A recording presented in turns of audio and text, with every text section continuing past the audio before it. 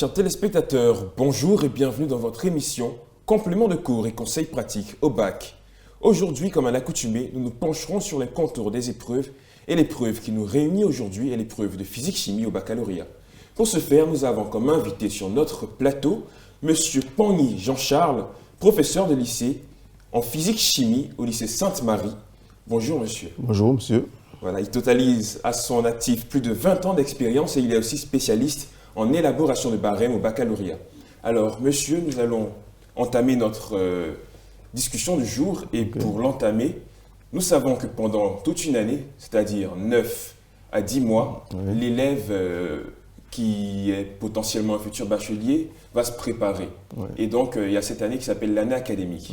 Donc, quelles sont les prédispositions à prendre pour entamer cette année académique-là et la poursuivre? Ok, merci beaucoup monsieur. Alors, c'est vrai que le bac a lieu en fin d'année scolaire, en fin d'année académique, mais le bac se prépare depuis le début de l'année. Et donc, je pense qu'il y a des dispositions pratiques que le futur candidat là, doit prendre. Donc, en début d'année, pour l'école, il faut avoir le matériel. Donc, les cahiers, les livres, les annales, le petit matériel, les calculatrices. Donc, ce sont les éléments qui sont très importants que l'enfant doit avoir depuis le début de l'année et puis essayer de s'acclimater avec tout ça pour que l'année scolaire académique là, se déroule parfaitement. D'accord. Maintenant, supposons que l'année est entamée maintenant. Comment il devra s'organiser dans toute cette année-là? Alors, donc, l'année est entamée. Il y a beaucoup de chapitres, il y a beaucoup de matières.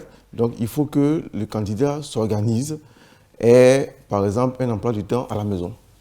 S'efforcer à respecter cet emploi du temps-là. C'est vrai, ce n'est pas facile, mais il faut faire l'effort de le respecter.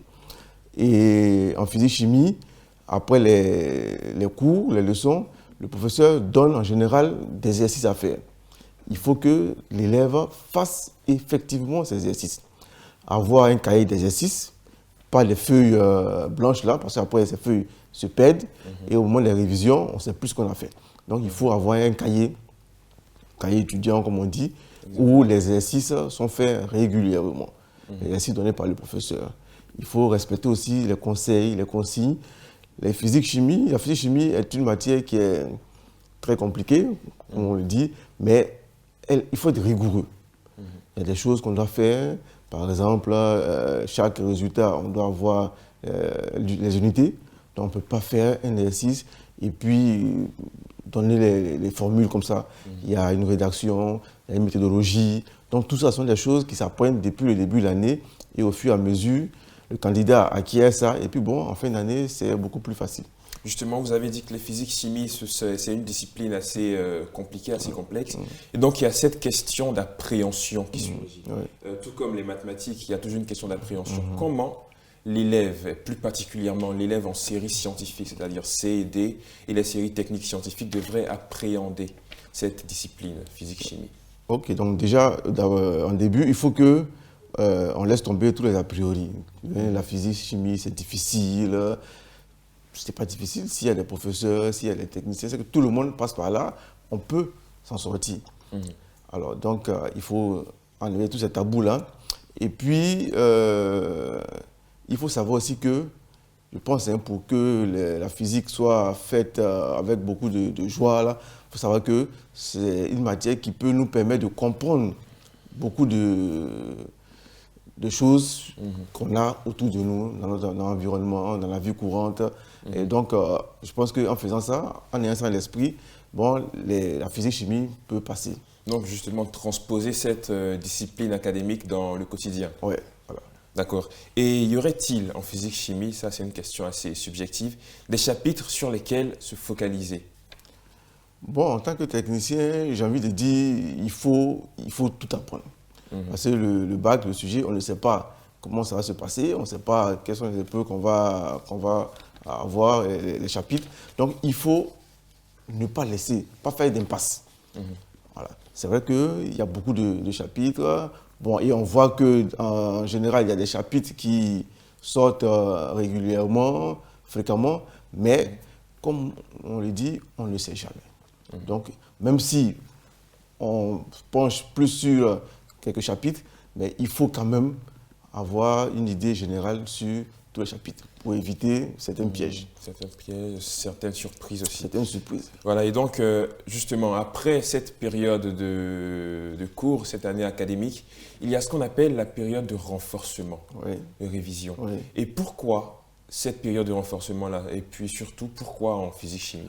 Alors, cette période de renforcement, je pense qu'elle elle est bienvenue parce que les chapitres de cours a commencé depuis le début de l'année, depuis le mois de septembre, octobre, et l'examen a lieu en général fin juin, début juillet. Et on peut revenir sur les chapitres que les élèves ont vus depuis le mois de septembre. Donc, il faut forcément faire une période de révision où on va revenir, comme on dit révision, on revient sur toutes les notions qu'on a vues depuis la rentrée scolaire, depuis le mois de septembre-octobre. Et comment l'élève va devoir, c'est-à-dire se faire accompagner dans cette période-là? Bon, il y a plusieurs possibilités. En général, les écoles organisent aussi des renforcements. Par exemple, le programme l'année scolaire va prendre fin, pour cette année-là, fin mai, où, au moment, on va libérer les classes intermédiaires, les classes qui n'ont pas d'examen. Et puis, les écoles réorganisent les élèves qui seront en classe d'examen. Donc, il y a les périodes de révision organisées par les écoles. En général, ça se passe les matins, où les cours sont, le programme est refait. Et puis, l'après-midi, les enfants sont libres, quartier libre, pour s'organiser. Il y en a qui peuvent travailler en groupe. Je pense que pour pouvoir faire un échange, avoir un échange avec les amis qui, peut-être, ont un niveau un peu plus élevé. Maintenant, ceux qui sont vraiment très faibles, je pense qu'ils peuvent avoir un accompagnement personnalisé, voir avec les parents, s'ils peuvent avoir peut-être un professeur à la maison, ou bien, en tout cas, ce qui est sûr, avoir un accompagnement personnalisé pour pouvoir relever un peu leur niveau. Allez, on se dit relever le niveau, mais au préalable, il faudra quand même déceler ces insuffisances. Oui, forcément. Et comment ça va? Bon, c'est par rapport à ces insuffisances-là qu'on fait le choix de tel ou tel accompagnement. Voilà. D'accord. Et les personnes pour nous accompagner, revenons un peu sur ce critère-là. Comment choisir les personnes pour nous accompagner? Bon, ça dépend. Ça dépend. Il y a les professeurs que vous avez en classe là qui peuvent vous accompagner. Il y a aussi les devanciers, je dis les grands frères qui ont eu peut-être le bac l'année d'avant, qui peuvent aussi les aider. Vous avez un parent qui est étudiant, bon, il peut vous aider aussi, ou bien faire un travail en groupe. C'est aussi une méthode. D'accord. Et le travail de groupe, comment le structurer? Parce que le travail en groupe, c'est vrai que souvent on est des groupes de 5, 6 personnes. Est-ce que c'est vraiment conseillé d'aller jusqu'à ce nombre-là et comment structurer le travail? Oh, le travail en groupe, il ne faut pas être trop nombreux. Parce qu'après, c'est pour le bavardage, tout ça. Et puis, bon, il faut choisir aussi les différents éléments du groupe. On ne va pas prendre 3 à 4 personnes qui ont le même niveau faible. On ne sait pas qui va aider son ami. Donc, il faut que dans le groupe, il y ait certains aussi qui ont quand même un niveau un peu plus élevé, qui pourront booster les autres. Et puis, dans cette période de révision, en général, on traite les anciens sujets pour voir un peu comment est-ce que le sujet du bac, l'esprit dans lequel les sujets sont faits. Donc, c'est en général les anciens sujets qu'on reprend, les anciens, les bacs blancs, tout ça, voilà, pour préparer l'examen final. Et donc, vous conseillerez combien de personnes déjà par groupe d'études? Oh, je pense que 3-4 personnes, je pense que c'est bon. 3-4 personnes. Ouais, c'est bon. Voilà. Il est toujours possible de se rapprocher des enseignants. Voilà, les enseignants sont là, donc je pense qu'il y a la possibilité d'approcher les enseignants pour avoir des conseils, pour leur apporter les exercices qu'ils auront faits, ou il y a des difficultés pour que le professeur puisse leur donner un petit coup de pouce aussi. Vous avez dit au préalable qu'il s'agissait pendant la période de révision, le plus souvent, d'étudier les matins. Est-ce qu'il y aurait une fréquence d'études pour la physique-chimie, par exemple? Or, pour la physique-chimie, bon, je pense que comme c'est une matière un peu spéciale, un peu difficile, je pense que les matins serait l'idéal. Là, on est frais, tout ça. Bon, voilà. Et puis faire le programme, je pense que faire la physique-chimie chaque jour, ça peut passer. Mais pas 4 heures de temps. Par exemple, on peut faire 1 ou 2 exercices régulièrement, chaque jour. Voilà, je pense que ça peut couvrir tout le programme. D'accord, et donc ne pas se surcharger l'esprit aussi. Non. Voilà, donc 2 heures, ça pourrait 2 heures, de façon régulière, je pense que ça peut passer. Ok, donc c'est sur ces mots que nous allons marquer une courte page de pub. Nous revenons en quelques instants, chers téléspectateurs. Instant pub. Instant pub. Instant pub.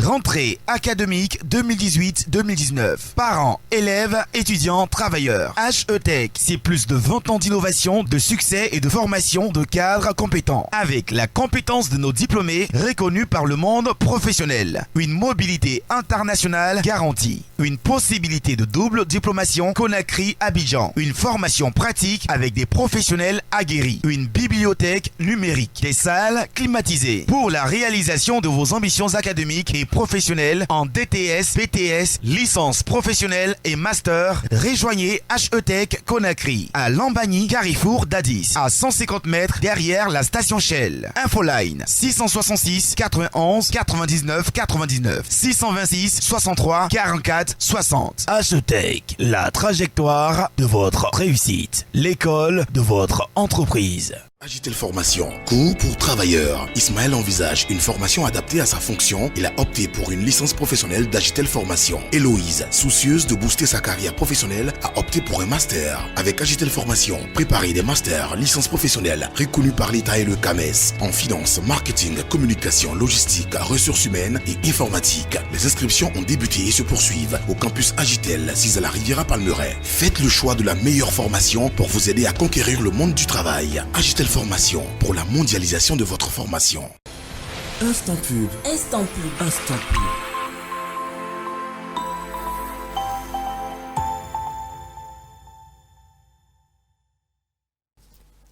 De retour sur notre plateau, chers téléspectateurs, vous faites bien de nous suivre. Je le rappelle, nous sommes en compagnie de M. Pogny Jean-Charles et nous parlions tout à l'heure des contours de l'épreuve de physique-chimie et nous allons poursuivre, monsieur.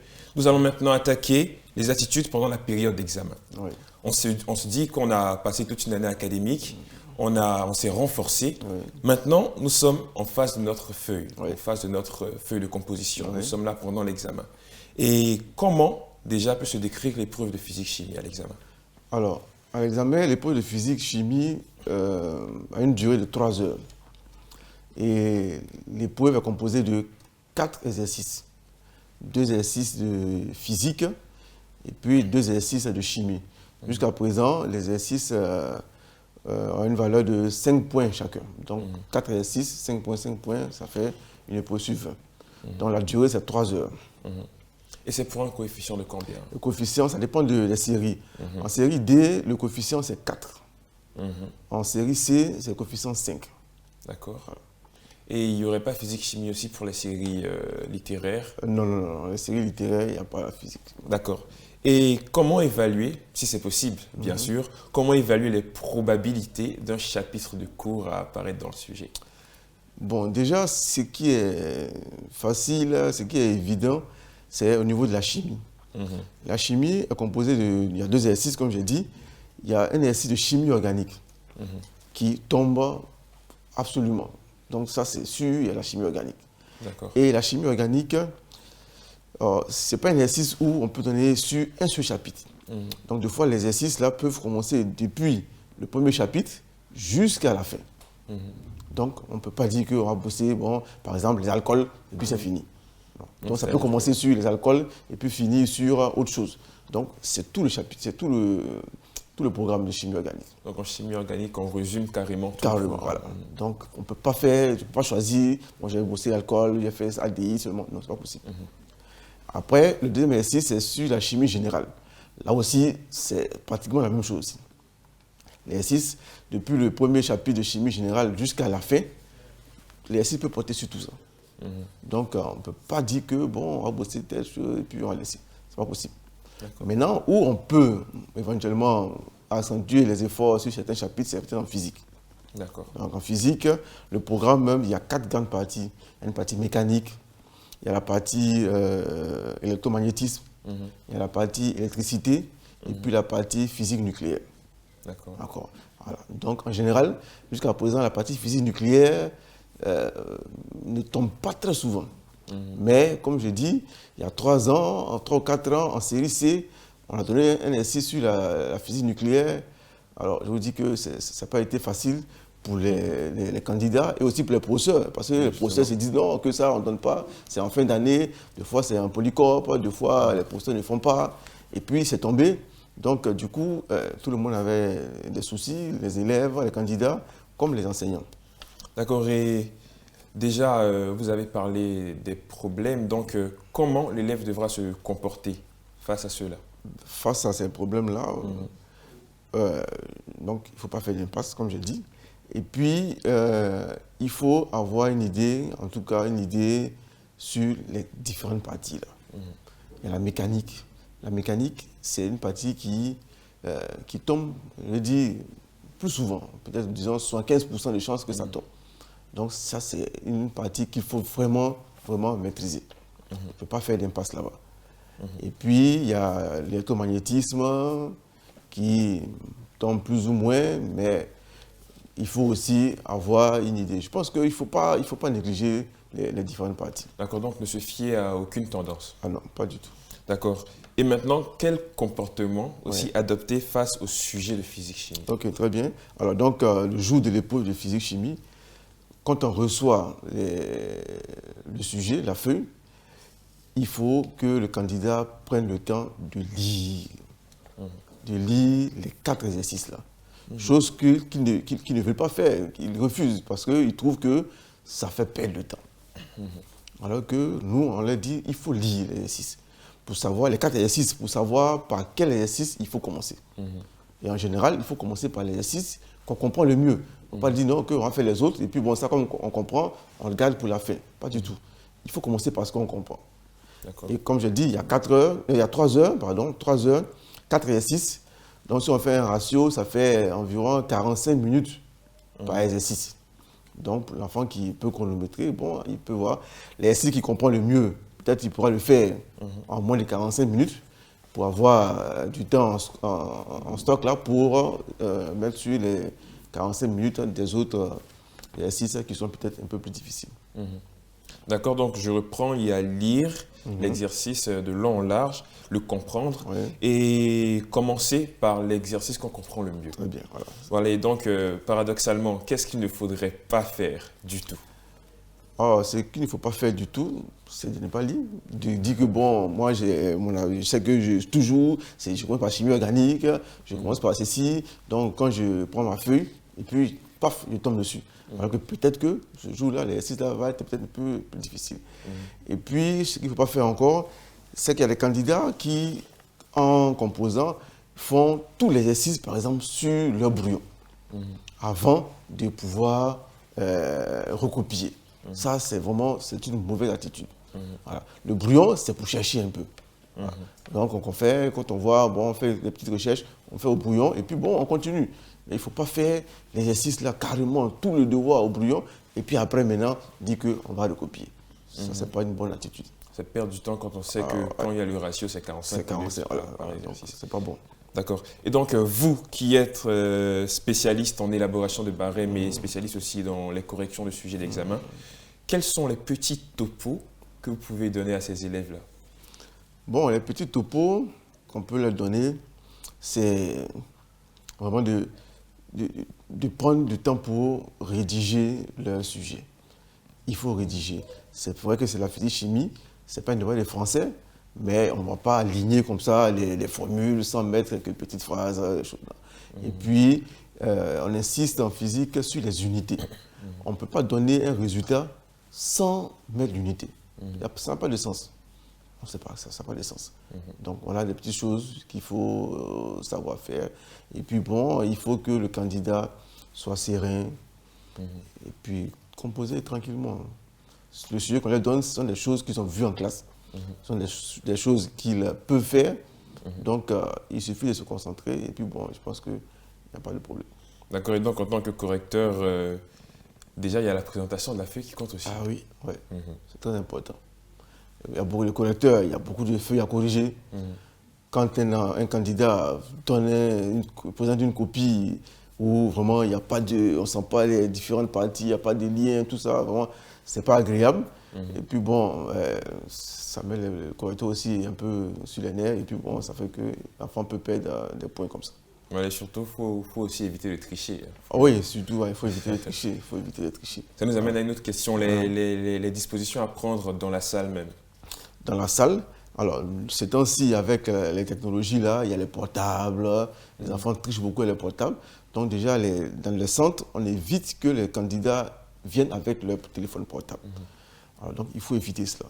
Ce n'est pas facile. On se passe tous les jours. Pendant les périodes d'examen, là, si je vous raconte des anecdotes avec le portable, mais vous allez voir que c'est des choses vraiment inédites. Hein. Bon, je peux y aller. Hein. L'année passée, par exemple, l'examen passé, on a interdit les portables. Mais, et vous savez, l'examen a lieu à une période où il pleut. Donc, des fois, les élèves mettent les portables dans les parapluies et puis ils viennent avec ça. On a eu même un cas atypique. Hein. La veille, les candidats viennent voir les salles et il y a un des candidats qui a eu à scotcher son portable sous la table. Donc, le jour de l'examen, il est venu sans téléphone. Bon, on le fout, il n'y a pas de problème. Or, le portable était là depuis hier, depuis la veille. Et donc, il sort ça pour faire. Et puis, la batterie se décharge. Donc, il va à la maison, la batterie. Donc, le soir, il charge et puis il revient avec ça. Donc, lors des fouilles, on le voit avec une batterie de portable. Mais qu'est-ce que vous faites avec ça? Non, il raconte des histoires, tout ça. Et après, on voit qu'effectivement, il avait son portable là, caché.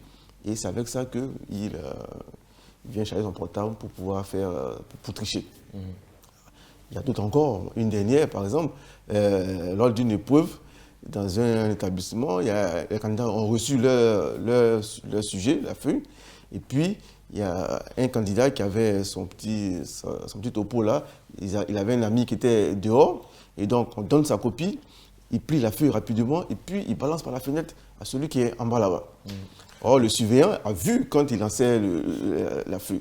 Alors que dans la technique, peut-être que la feuille devait revenir après par la fenêtre. Le surveillant s'est posté à la fenêtre, sans rien dire. Il est resté là pendant les 2 heures.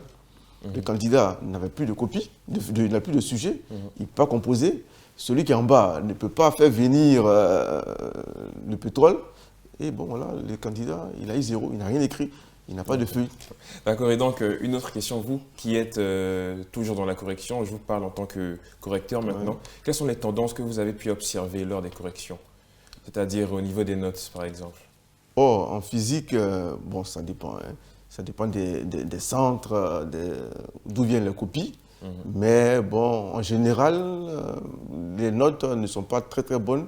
Bon, je n'ai pas envie de dire que ça dépend des zones, sans citer les zones.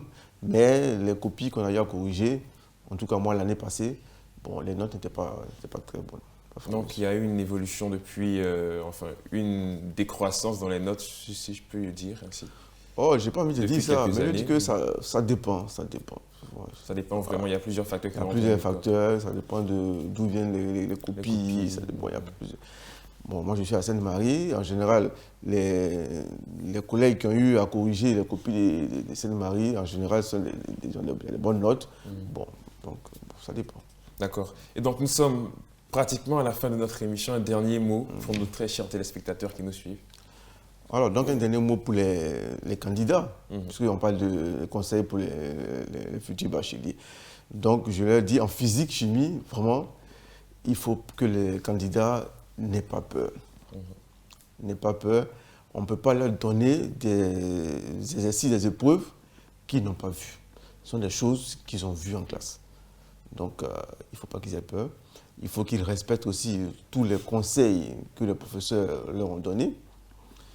Et puis, on nous dit en général que les profs de physique sont difficiles, ils sont trop rigoureux. Bon, c'est la science. On ne sait pas ce que vous allez faire demain. On ne va pas vous donner une activité à faire et puis vous allez mal faire l'activité et puis avoir des conséquences imprévisibles. Donc, l'école, tout ça, ça forge. Donc, même dans les copies que vous donnez aux professeurs, il faut faire attention, il ne faut pas faire trop de ratures, il ne faut pas utiliser le blanco. Ce sont des choses, vraiment des conseils qu'il faut que les candidats respectent. À l'examen, on ne peut pas faire un sujet avec le blanco, par exemple. Ce n'est pas possible. D'accord. Et donc, faire attention. Oui. C'est donc sur ces mots que nous allons nous quitter. Je le rappelle, nous étions en compagnie de M.